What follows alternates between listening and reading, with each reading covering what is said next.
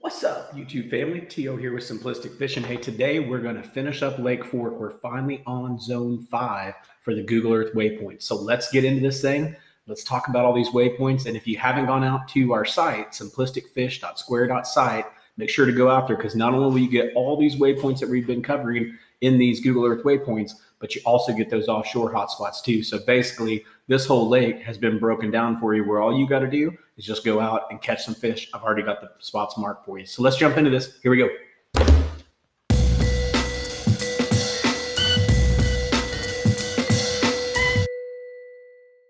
So as we talked about in the intro, this is going to be Zone 5, or what I consider to be Zone 5 for Lake Fork. I just had to break this up into multiple zones. And so real quick, just to share with you, this was Zone 1.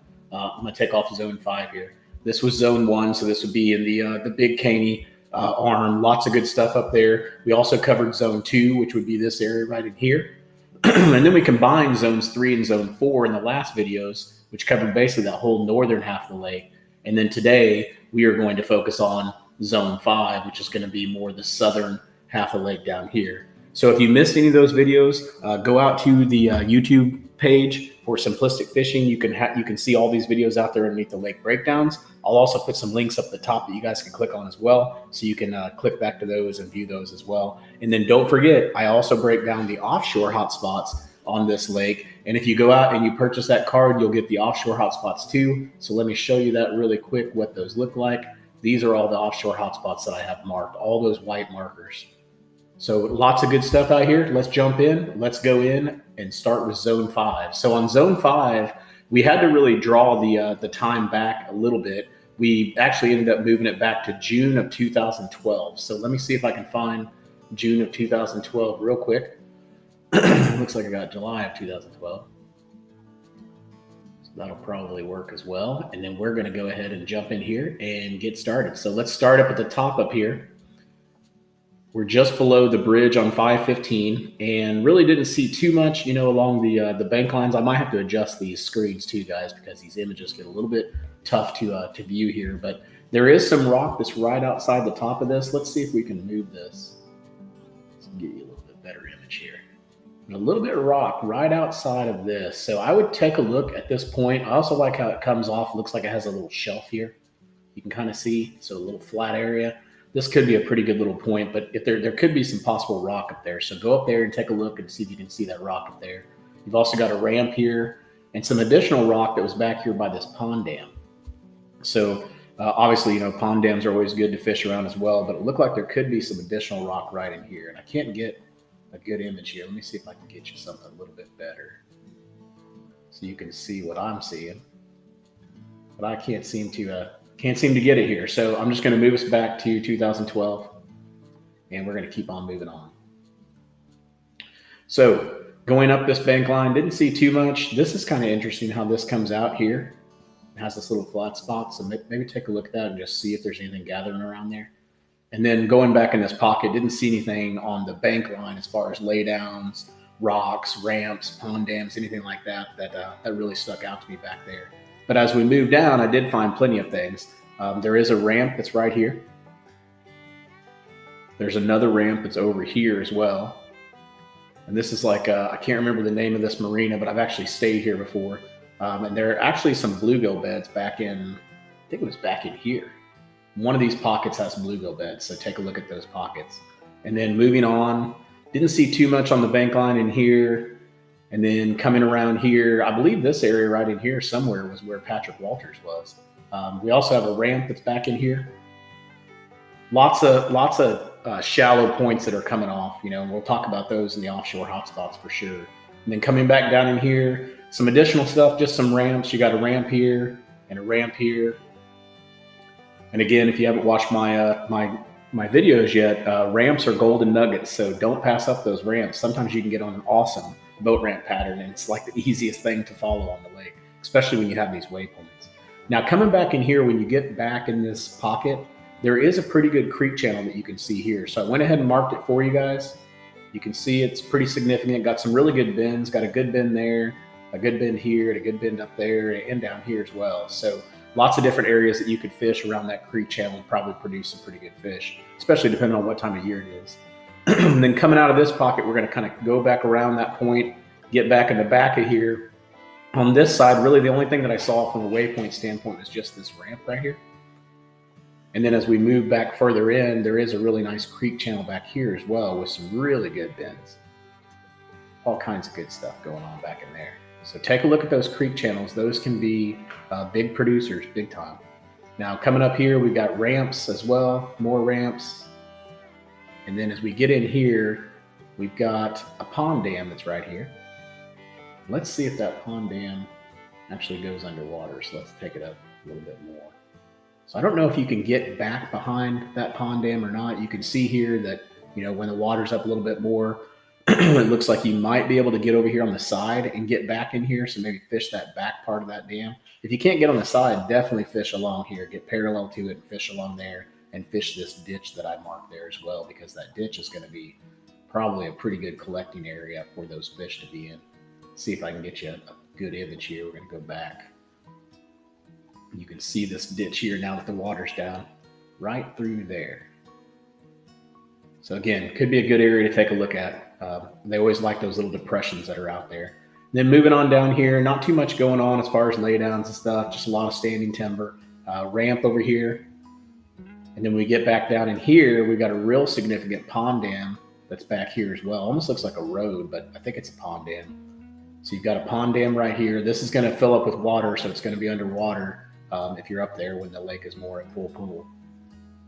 And then we've got a ramp here, and then the mysterious thing that you don't see too much on Lake Fork is rock. Now we got lots of rock on Hubbard. You got lots of rock right here around this point here on Lake Fork.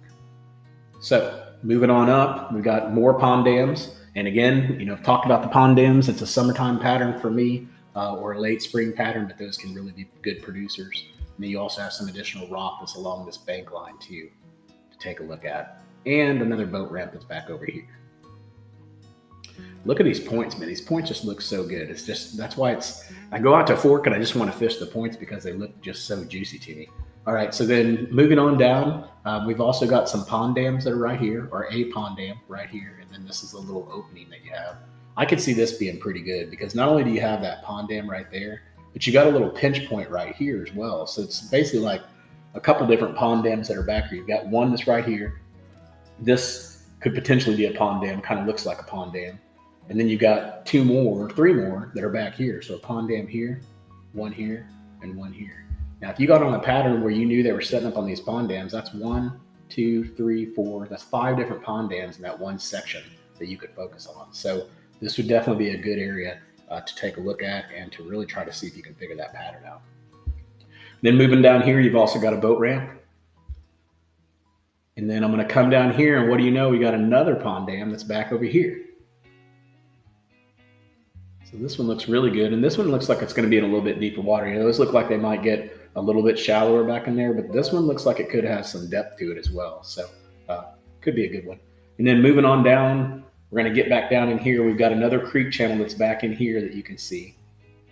It kind of splits. It goes up here, curves around, and goes back down here, but then it also has one that goes right up here. Now, if it was me, I'd probably focus more on these areas where this big curve is and where it's closer to the bank line.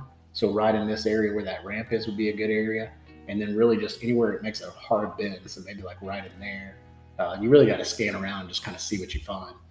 And then moving on up here, more ramps, tons of ramps, ramp there. And I found some brush piles that were out here as well. So I'll scroll in here. There's one brush pile right there, and then there's another brush pile right there as well. They look fairly shallow, but I bet when the lake's up, they have some decent depth to them. Let's take it up and look at them. So you can see here, this is 2020. Those brush piles are in pretty good depth. So those could definitely be good ones. You also got some additional rock that's up here, back behind here. Going to be really shallow though, so not sure if it's going to do us too much good. But anytime you see that rock, I like to go and at least fish it and see if you can find anything there. You also got good little humps and things out here, and we're going to talk about this stuff on the offshore stuff. Now coming back down in here, we just got a ton of ramps going on. So 1, 2, 3, 4, 5, 6, 7, 8, 9, 10, 11, 12, 13, 14, 15, 16, 17, 18, 19, 20 different ramps right there in that one little section. That's just nuts. All right, and then coming down in here, you got more ramps. And then as we're going through those ramps, there is a pond dam that's stuck way back in here. Take a look at it. I guarantee there's a ditch right here too. Just can't see it. This would be a good area to focus on. I've also got another one right here. I can't tell if this is a pond dam or just a little cutout, so I didn't make it a pond dam. But you got that little pinch point again, and you got a boat ramp right beside there as well. Then moving down here, we've got more ramps, and then a roadbed right through here. Now this looks fairly shallow, so I don't know how good this is going to be. It's definitely going to be a seasonal thing, but you definitely have an old roadbed that goes right through here. And then back here, you've also got another pond dam. I never even knew Fork had all these pond dams until I did this breakdown for you guys, and now I'm all excited about going and fishing. So we've also got some ramps down here. All kinds of ramps along that bank line. What's that, like 25, 30 ramps right there in that one area? So if you were on a ramp pattern and that was golden, shoot, you'd have a heyday back there. Moving down through here, another ramp, and then we got some rock that's over here that you can just barely see, but it's right off the edge of this. And this looks like it might make a decent little break, like a pretty good seawall right here. Definitely worth taking a look at. Moving up here, we've also got another ramp and then some rocks that are hidden back in here, right off of this point. Now these rocks actually go out into the water a little bit, and it looks really interesting. This whole thing looks interesting. I can't tell what this is, but there's rock all around it. It would definitely be worth going in there and throwing a square bill around to see what you can find. All these good points. You can see how shallow they are coming off the top. You got ramps here, another ramp down here, and then back in here again, we've got another pond dam right here beside this dock. So the pond dam actually comes out a little bit, and then it opens right underneath that dock. This is the deep spot right here beside that dock. Let's scroll back out. We're getting back down here to the dam. We're actually finishing up right here with Zone 5. The last thing I want to show you guys really is just this rock down here by the dam. And that, my friends, wraps us up for Zone 5 of the Google Earth waypoints. Again, if you missed my videos, I broke this down into 5 different zones. So zone 1, 2, 3, 4, and 5 that we just did. So you've got all of these points that you can get access to, as well as the offshore hotspots. If you purchase the cards, you can get the offshore hotspots as well, which are super cool because there are tons of them. And look at all these points. I think I counted them up. I think I've got over 250 different points for you guys to look at just for Lake Fork. So make sure, go out, get your card, get your links, get that thing put on your graphs, and go out and catch you some fish. And until next time, I hope you catch your PB. Take care, y'all.